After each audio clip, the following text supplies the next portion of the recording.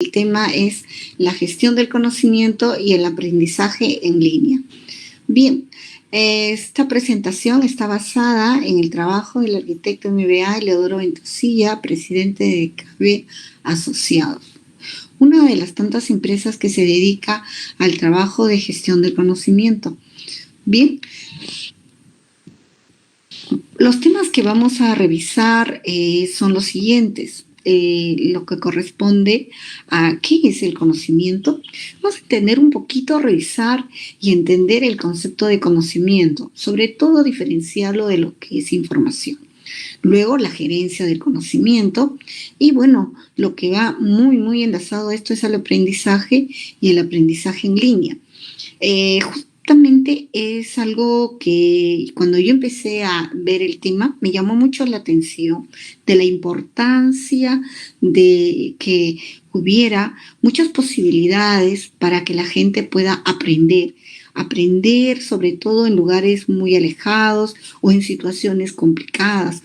Mucho antes que el tema de la pandemia, ya yo tenía la idea de que es necesario preparar estos lugares o, digamos, sitios donde una persona pueda aprender, ¿no? Algo que guiado, estructurado y bien preparado, bueno, no cosas aisladas. Entonces, ese es el motivo, la motivación de la investigación. El conocimiento en línea, ¿ok? Bien, vamos a continuar. Hablamos un poco de la sociedad del conocimiento. Ya desde muchos años atrás, grandes pensadores como Peter Drucker hablaban del tema de la sociedad del conocimiento, donde las ideas, la creatividad, la inspiración iban a formar parte fundamental de nuestras vidas. Y bueno, no se han equivocado, hoy día ocurre eso, ¿no? Una sociedad del conocimiento es aquella sociedad que considera el conocimiento un elemento fundamental para el desarrollo y el progreso de la misma. Bien, conocer algo, conocerlo bien, adecuadamente y coordinarlo con una serie de personas agrega un valor muy importante, no solamente a la persona, sino al medio en el cual esta persona se desenvuelve. Muy bien, vamos a hablar ahora entonces en base a eso en las organizaciones. Vamos a hablar del capital financiero. Generalmente está llevado por lo cuánto tiene una organización, ¿no? Y cuánto tiene, cuántos terrenos, cuántos locales, cuánto dinero, etcétera. Pero ahora, con la sociedad del conocimiento, nace un nuevo elemento muy importante dentro del capital financiero, que es el capital intelectual, que está compuesto por el capital humano. Como nunca se reconoce a la persona como un elemento muy importante para el valor de la organización. Y eso es algo que siempre se ha considerado, pero no se ha tomado las medidas, ¿ok? Ahora vamos a ver que es necesario porque ya se reconoce cada vez más esta importancia. Paralelo a esto tenemos el capital estructural. El capital estructural está relacionado con todo lo que hay en una organización y no se ve. Por ejemplo, ¿cuántos software se ha desarrollado? ¿Cuántos reglamentos o tomas de decisiones se están ya llevando a cabo y la empresa ya lo tiene como su know-how? Los nuevos productos que van saliendo, las nuevas investigaciones, etcétera, que van dentro del capital estructural. Y el capital relacional, que tiene que ver todo lo que vamos aprendiendo en relación a cómo tratar con los clientes, a cómo tratar con los proveedores y todo ese conocimiento de la interacción con ellos. Muy bien, entonces este capital intelectual está dando origen y destino a la ventaja competitiva en la sociedad del conocimiento.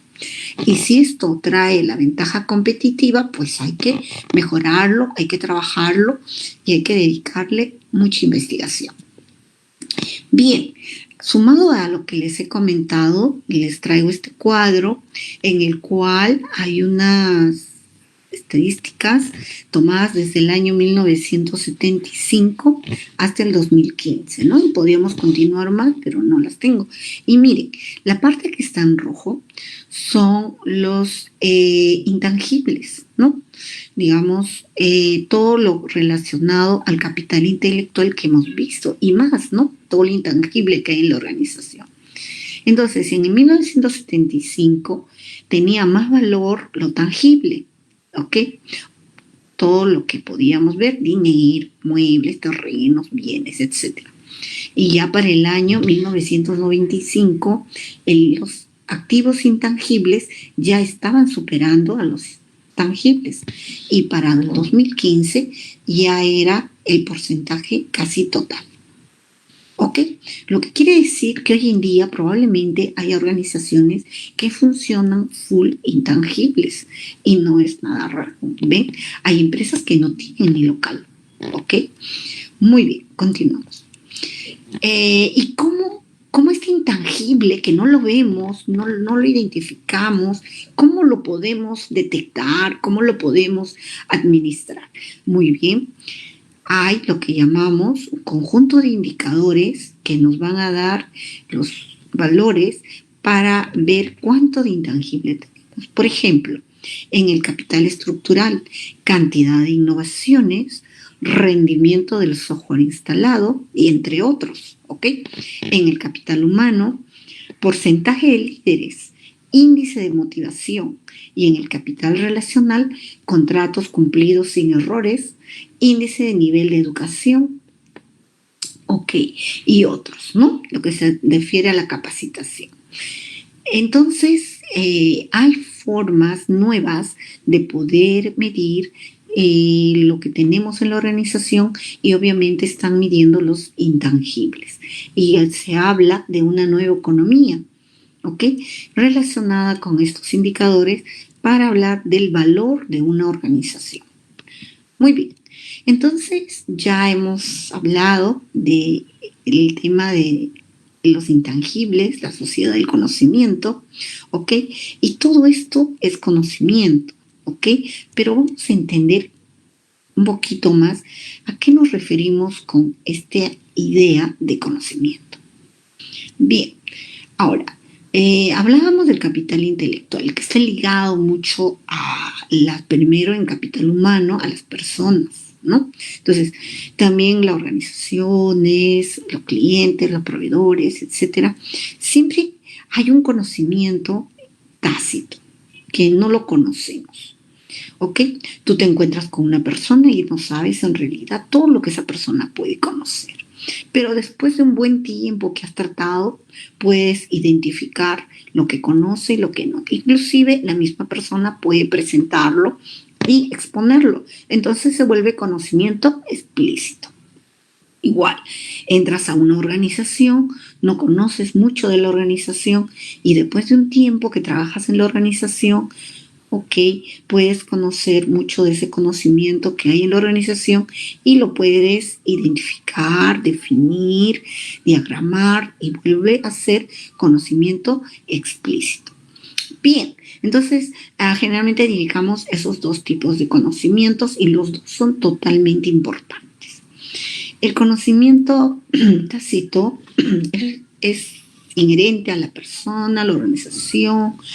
En realidad nosotros podemos decir que es valioso porque es lo que luego le va a ayudar a la persona a resolver los diferentes problemas que pueda surgir en el transcurso de su quehacer, ¿no? Entonces, si tiene mejores know-hows y se ha preparado mejor, tiene mejores experiencias, entonces probablemente eso es lo que luego define a los líderes o a los que guían la organización.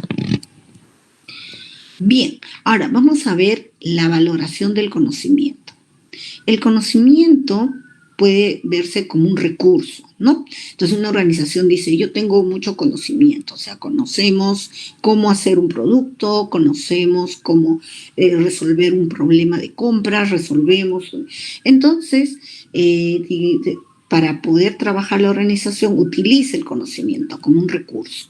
Y este recurso se gasta, se consume, o sea, se utiliza. El conocimiento también se puede ver como un activo, ¿no? Acabamos de ver que es parte de lo que es el valor de una organización. Entonces, se transforma y se le agrega valor, ¿no? Es un conocimiento muy importante en la organización, por ejemplo, Coca-Cola, la receta que tiene para esta bebida, ¿ok? Es un activo, cuesta mucho. Y se le puede ir mejorando, claro, le han quitado azúcar, le han hecho otros tipos de tratamiento y han salido otros productos, ¿no? Bien, el conocimiento como proceso. Puede haber un proceso para, por ejemplo, una empresa de turismo hace todo un proceso especial para algunas personas de determinados recursos, determinadas, por ejemplo, los investigadores o las personas que quieren deporte, les crea procesos, ¿no? Entonces se mejora, se practica. El conocimiento como capital. Entonces yo lo quiero guardar, lo quiero tener y lo quiero valorar. Se invierte, se custodia, ¿ok? Y se acumula. Entonces yo lo guardo porque es importante para mi organización. Entonces, el conocimiento como recurso podemos trabajarlo como información. Aquí hay que hacer un paréntesis. El conocimiento está muy relacionado con la persona. La persona es el procesador del conocimiento. O sea, lo valida, lo reconoce y lo trabaja. Entonces decimos, es conocimiento. Más no la información. Pero mucho conocimiento puede trabajar como información, lo que quiere decir que puede ser insumo para otros procesos de generación de conocimiento. Pero la información no siempre es conocimiento. ¿Ok? Bien, ahora, el conocimiento como activo son las competencias, lo que las personas conocen, ¿no? Entonces ya tú probablemente dices, lo más importante para mí es las personas de mi organización porque son las que solucionan los problemas, ¿ok? El conocimiento como propio proceso se practica, se están dados y hay que ejecutarlos. Y el conocimiento como capital, o sea, el que se guarda, el que se archiva y lo ponemos en nuestras bases de conocimientos. Cada uno se administra de forma distinta. Lo que quiere decir que el conocimiento tiene varias formas y se trabaja de varias formas. Entonces, por eso su valoración también es muy importante. Entonces, ahí vemos los indicadores que hemos utilizado, ¿no? Que los podemos asociar. Muy bien. Bien, entonces la transmisión del conocimiento. Vamos a hablar. Si es información, se transmite entre personas, entre artefactos y entre personas y artefactos, mediante uso de lenguaje y transferencias simbólicas. Hablamos del conocimiento explícito. Ahora, las competencias y las prácticas muchas veces son conocimientos no explícitos, sino tácitos, ¿no? Entonces se desarrollan en las personas y en las organizaciones e interacción con artefactos o otras personas mediante experiencias de aprendizaje. Bien, ya vamos hablando de aprendizaje. Ahora, las bases de conocimientos se constituyen en los artefactos. Bien, mediante registro de conceptos, modelos, metodologías y técnicas. Tanto en el formato de información o en el formato de base de conocimientos, están ellos prestos a trabajarse para lograr eso de obtener los conocimientos en las personas, en formato de competencias o de prácticas. Muy bien. Bueno, hablábamos de artefactos. Un artefacto puede ser un libro, aprendemos de un libro, una computadora, una red de computadoras, un celular, una organización. Inclusive podemos hablar de la nube. Muy bien. Entonces ya tenemos idea que el conocimiento se ve de varias formas, se puede distinguir y todo eso forma el intangible de la organización, adicionando obviamente otros elementos. Y vamos a ver ahora cómo lo gestionamos. Entonces, es importante no solo identificarlo, verlo, sino también gestionarlo. Ya el trabajo el trabajo con el conocimiento también ya era un tema muy pensado por Peter Drucker, ¿ok? Desde 1959 en su libro Landmarks of Tomorrow. Este es un tema que les decía no es nuevo, pero siempre está vigente porque seguimos, es inherente al ser humano. Por eso, ya en 1997, el 28% de la Fortune 500 estaban trabajando en alguna iniciativa de gestión del conocimiento. Hoy en día hay muchas experiencias de gestión de conocimiento, pero aún todavía seguimos mejorando. ¿Por qué la gerencia del conocimiento? ¿Por qué hay que administrar el conocimiento? Para construir con base en la experiencia de otros, ¿no es cierto? Entonces tenemos que ver que si nosotros vemos que alguien conoce algo, domina algo, entonces podemos asimilar lo que esta persona conoce, un proceso de aprendizaje, y entonces también ser buenos como ellos. Para innovar, excelente. Si tú quieres crear algo nuevo, algo diferente, algo especial, te tienes que basar pues en lo que hay. Y eso es importante, ¿no? Entonces, trabajar con el conocimiento que hay en la organización. Para aprender y aplicar el conocimiento más rápido que la competencia, la ventaja competitiva. Si un proceso de compras, y hay varias empresas, el que conoce mejor el proceso de compras lo va a hacer más rápido, ¿ok?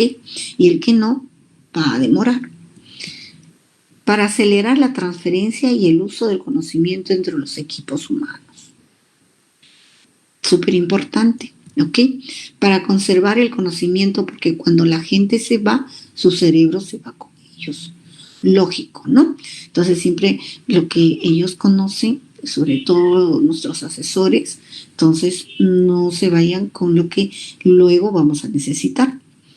Porque el conocimiento se puede constituir en la fuente más poderosa de diferenciación competitiva. Y porque los activos intangibles agregan valor, y ya lo habíamos revisado. Muy bien, algunos casos. Estos casos no son nuevos, también son bastante antiguos. Por ejemplo, el caso de Shell. Invirtió $6 millones en un programa de gestión del conocimiento en 3 años. Más o menos esos son los años, con el objetivo de mejorar el intercambio de información y conocimiento entre 10.000 empleados alrededor del mundo. Los beneficios de esta solución fueron $300 millones, o sea, 50 veces la inversión inicial. La medida de retorno sobre la inversión en gestión de conocimiento es 41%. ¿Okay? O sea, que es muy importante en este caso el hecho de haber logrado realizar este proceso de gestión de conocimiento. Igual, varias empresas aplicaron el tema de gestión de conocimiento y lograron pues ganancias muy altas, ¿no? Y lo siguen aplicando. Por ejemplo, Chevron redujo los costos operacionales en más de $2 millones en los últimos 7 años debido al intercambio y aplicación de mejores prácticas. No hay mejores prácticas, hacer las cosas de la mejor manera, y eso porque ya alguien lo experimentó y lo comparte, ¿ok? En consumo de energía, ahorró $650 millones. Bien, aquí hay más experiencias, vamos a irlas pasando. Vamos a ver ahora lo que es gestión del conocimiento y partiendo desde un modelo sistémico, desde el dato hasta el conocimiento. Bien, vemos primero un entorno, ¿no? Dentro hay muchos sistemas, dentro de los sistemas hay muchas experiencias, que es a lo que nos referimos con el conocimiento, y muchos eventos. Bien, de ahí obtenemos datos, ¿no? Entonces, por ejemplo, como los indicadores, ¿no? ¿Cuánto ocurre de esto? ¿Cuánto ocurre del otro? Ok. Una vez que tenemos los datos, procesamos y damos información. Entonces decimos, ¿no? Ahora te puedo informar que de acuerdo a lo que ha sucedido, hay estos resultados, etc. Y de esa información, que es muy importante en la organización, obviamente, que forme capital intelectual, podemos utilizarlo para generar conocimiento. O sea, algo que ya queda, digamos, como una verdad, ¿no? O algo que ya se comprueba como una toma de decisión, ¿no? Entonces yo digo, por ejemplo, si tengo los datos relacionados con una compra y luego digo, miren, todos estos son la información referente a las compras y yo digo, por lo tanto, dada la información, yo voy a generar un conocimiento, que las compras se deben hacer de esta manera, en esta época, con estas personas, con este tipo de cambio, etcétera, etcétera. Y se genera el conocimiento. Bien, luego procesamos este conocimiento, ¿no? Y la gente dice, ah, sí, lo aceptan y se toma la decisión. Y se vuelve a ejecutar o modificar el entorno, ¿no? Entonces, miren, qué importante que es este proceso para ir mejorando nuestro entorno. Obviamente esa es la idea, que se mejore. Bien, para pasar de un proceso de información, conocimiento, decisiones, entonces muchas veces utilizamos los procesadores humanos, donde los dos somos procesadores, ¿ok? Pero también pueden haber procesadores artificiales, el software que nosotros creamos, ¿ok? O puede haber software artificiales para la toma de decisión o la generación de conocimiento. Aún no hay, digamos, muy difundido. Probablemente en ese tema trabaja mucho la inteligencia artificial para hacer estos procesadores artificiales. Muy bien. Ahora, vamos a ver la visión general de datos, la acción creadora del valor económico, algo que ya hemos revisado. Veamos nuevamente el entorno. Del entorno ya vemos que obtenemos datos y le ponemos significado a esa información. Ya sabemos eso, ¿no? Entonces, la información lo aplicamos y conocimiento. ¿Quién lo aplica? La persona, ¿no es cierto? El conocimiento, visibilidad y consecuencias. O sea, ya lo tenemos, ahora lo vamos a ejecutar y tomar una decisión. Y la decisión más conducta, o sea, de la forma, puedes usarla buena, mala, o sea, de positivo para la organización, se genera una acción. Y esta acción más impacto, valor. Sí, cuando yo tomé una buena decisión y tuvo un buen impacto, entonces genera valor para la organización. Todos estos elementos que están acá es una acción que realiza la persona, ¿no? Entonces, eso es lo que le da, lo que vamos a determinar como lo que ejecuta o lo que determina el manejo o llegar hasta obtener desde el dato, pasando por el conocimiento, desde generar el valor de la organización. Entonces, si vemos esta lámina, vemos de que eso depende mucho de la cultura. Entonces vamos a ver dentro de lo que es la gestión del conocimiento también la cultura organizacional. Una buena cultura organizacional es producto también de un proceso de aprendizaje constante, ¿no? Es que se aprenden mejores cosas, se crean valores, se crean una serie de circunstancias positivas para que la organización vaya mejorando constantemente. Eso es lo que crea el significado, la aplicabilidad, la visibilidad de consecuencias, la conducta y luego el impacto, que es el que genera valor a la organización. ¿Qué hay que trabajar con todo esto? El capital intelectual. ¿Ok? Bien, ahora vamos a revisar algo muy importante.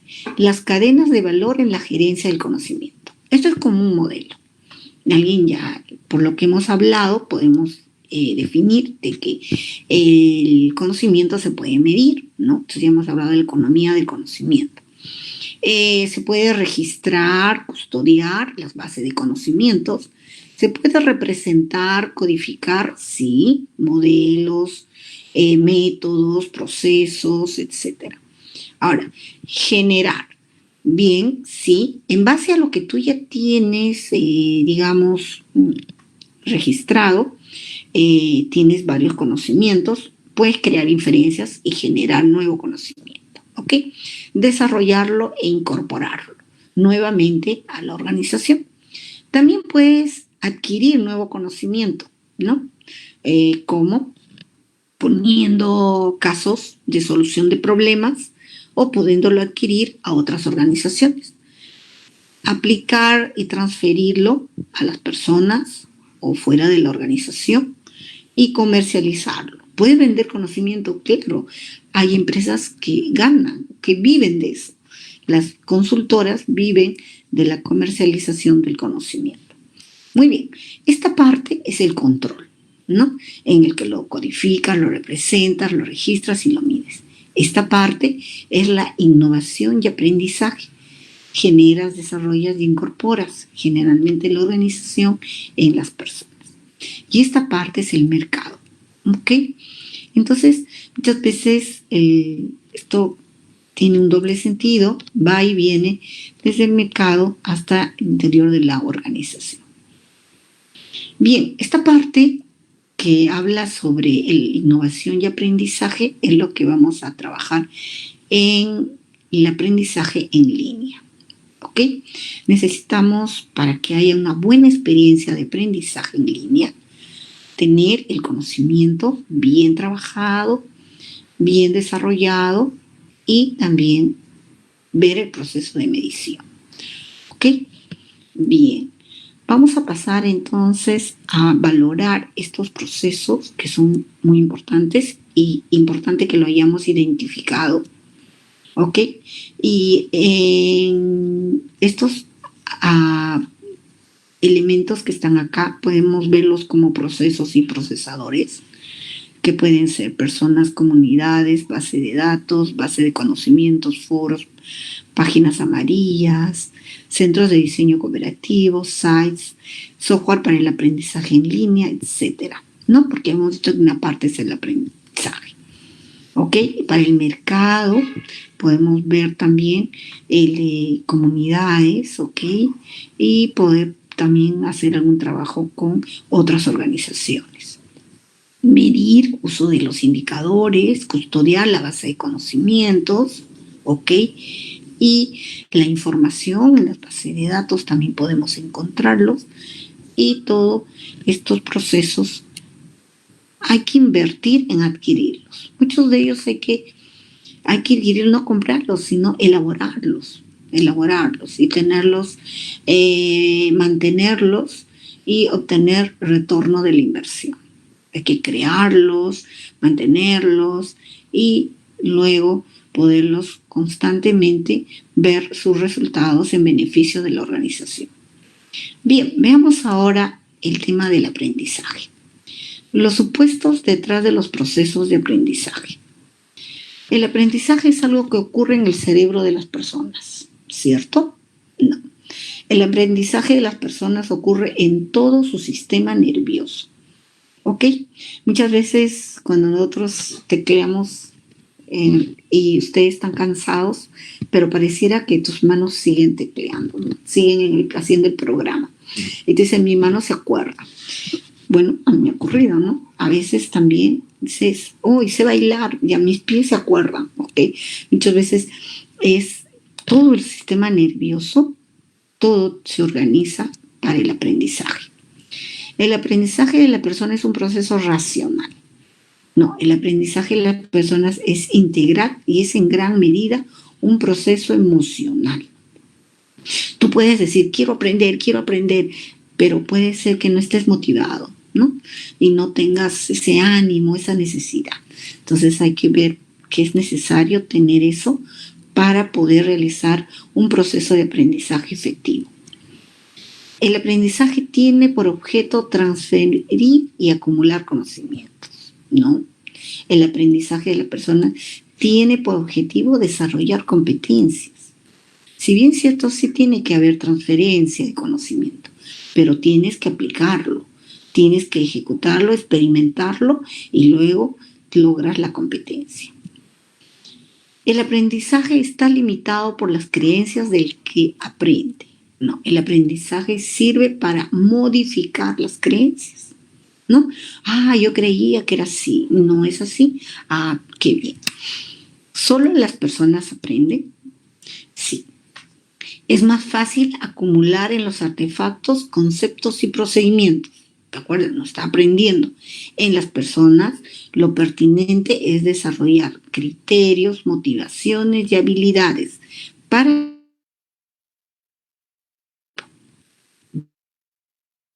Bien, ¿entendimos? Ahora, posibilidades del aprendizaje. Las personas pueden aprender de otras personas, ¿sí? Las aprenden del ambiente, también. Las personas aprenden de los artefactos, también, hoy en día más. Las personas aprenden de los artefactos, aprenden de los artefactos. Sí, podría ser, depende de cuáles. Los artefactos aprenden del ambiente, sobre todo mucho del trabajo de sistemas de inteligencia artificial. Nosotros vamos a ver, las personas aprenden de los artefactos. Aprendizaje basado en computadoras, aprendizaje en línea. Bien, ahora, generalmente cuando tú ves el tema de aprendizaje es trabajar con que una persona aprenda, ¿no? Facilitar el aprendizaje de una persona. Eso es importante, no decir que no. Pero también podemos trabajar en administrar el aprendizaje de muchos, ¿ok? Entonces, hay dos problemas distintos. Bien, vamos a facilitar el aprendizaje de uno. Vamos a desarrollar las competencias. Miren, entonces cuando tú tienes que implementar una solución informática, tienes que lograr que haya motivos, necesidades, ¿ok? Que crear en lo que desarrollas. Los conocimientos ya los debemos tener. Entonces estábamos hablando de dos problemas, de facilitar el aprendizaje de uno y administrar el aprendizaje de muchos. Nos centramos en el proceso de aprendizaje de uno. Entonces decíamos que habíamos que trabajar en esto, motivos, conocimientos, habilidades, rasgos. Sobre todo cuando queremos nosotros trabajar con el computador, ¿no? Entonces, para que podamos vivir una experiencia productiva de aprendizaje, obviamente, tenemos que crear los motivos, las necesidades, los conocimientos, conceptos, procedimientos, habilidades, productividad y rasgos. Puede haber, por ejemplo, que alguien que aprenda necesite, qué sé yo, algunas condiciones especiales porque tiene algunas deficiencias, ¿no? Identificarlo e implementarlo. Acá, en el aprendizaje en línea, para facilitar el aprendizaje de uno, hay que motivar a la persona y activar sus procesos de aprendizaje. Entonces, dar acceso al conocimiento, facilitar la simulación y la práctica repetitiva de experiencias, porque queremos que eso se vuelva una competencia, ¿ok? Compensar los rasgos inhabilitantes. Por ejemplo, puede ser lo más común es que la persona utilice, por ejemplo, un teclado braille porque no ve, o podría ser que tenga que utilizar las señas, o podríamos implementar alguna otra opción dependiendo de las inhabilitantes que hay. Bien, entonces hay que programarlo, prepararlo, ¿no? ¿Cómo? Entonces, hay que crear motivadores y activadores. Es todo un reto, ¿no? Muchas veces, ¿cómo hacer que la persona ingrese a esta experiencia de aprendizaje en computadora y esté, pues, contento, ¿no? De empezar su experiencia de aprendizaje. El conocimiento bien preparado, bien registrado en las bases de conocimientos, simuladores y evaluadores. Hay mucho ahora en el tema de que estamos trabajando de esta virtualidad, mucho problema con la evaluación, ¿no? Usamos métricas, utilizamos algunos otros elementos para evaluar. Y ahí en eso estamos trabajando. Pues sí, miren que es necesario trabajar en eso. Y los habilitadores, ¿no? En el caso que nuestro público o nuestros aprendices tengan algún rasgo inhabilitador. Muy bien. Entonces, eso es en lo que hay que trabajar para que el aprendizaje en línea sea efectivo. Muy bien, y ahora administrar el aprendizaje de muchos. Optimizar y compartir el uso de los recursos de aprendizaje. Efectuar mediciones de desempeño, ¿ok? ¿Cuántos han aprobado? ¿Cuántos han desaprobado? ¿Cuántos ingresan al curso? ¿Cuántos no ingresan al curso? Efectuar comparaciones entre aprendices, contra estándares, contra objetivos. Otorgar acceso a los mentores, quizás el apoyo a alguien que fue el que creó el conocimiento, ¿ok? Ayuda. Efectuar una carga dinámica de los bases de conocimientos y proveer conectividad a la información, a las personas, a las redes, ¿ok? Son procesos, efectuar prácticas y aprendizajes colaborativos, porque estamos administrando el aprendizaje de muchos. Muy bien. ¿Cuál es la herramienta? El poder del aprendizaje en línea, creadores de experiencias de aprendizaje, ¿no? La nube, el internet, los mercados de learning, sistema de gerencia de sitios corporativos, aplicaciones. Pero hay algo que en estos últimos años se ha trabajado, son los MOOCs y el futuro del aprendizaje en línea. Los MOOCs, Massive Open Online Course, son considerados una gran herramienta para alcanzar los ideales de una educación abierta e inclusive, pues ponen el conocimiento de expertos al alcance de todos. O sea, sobre todo aquellos que son de forma gratuita, bueno, costos muy bajos, ¿no? Pero hay muchos, pero algunos, entonces es educación preparada, o sea, ¿no? Con todos estos elementos que hemos visto, ¿ok? Y es muy importante porque en muchos lugares donde no haya un profesor o no hay alguien que te enseñe, entonces tú puedes tener acceso y aprender. Y eso está sucediendo, ¿ok? Coursera y edX son dos de las plataformas más populares que ofrecen MOOCs, es decir, cursos en línea masivos y abiertos. La innovación en los MOOCs ha sido un escenario propicio para crear mecanismos para que la interacción entre compañeros sea más efectiva. Hoy en día todavía hay mucho desarrollo en esto, a pesar que es un concepto no muy nuevo, pero seguimos haciendo desarrollo para hacer que el aprendizaje en línea sea una experiencia efectiva y más aún en la etapa en que estamos, en la era del conocimiento y en este tema de hoy día de la virtualidad forzada o bueno, dado por esta situación de la pandemia. Nuestra labor de preparar el conocimiento, entenderlo, llevarlo y hacer el aprendizaje en línea, sobre todo a comunidades muy lejanas de nuestro país, sería un excelente modo de hacer que cada vez haya personas más preparadas, con más valor, y no solo personas, sino organizaciones. Que sus intangibles sean cada vez mejorados y con más valor. Bien, algunas conclusiones. Nada es tan caro como la incapacidad para gestionar el conocimiento. La educación en línea, al ser más accesible y flexible, hace posible que el alumno se pueda formar de manera constante sin importar dónde esté. El aprendizaje en línea es un modelo que aún en épocas difíciles continúa revolucionando la educación. Bien, chicos, muchas gracias.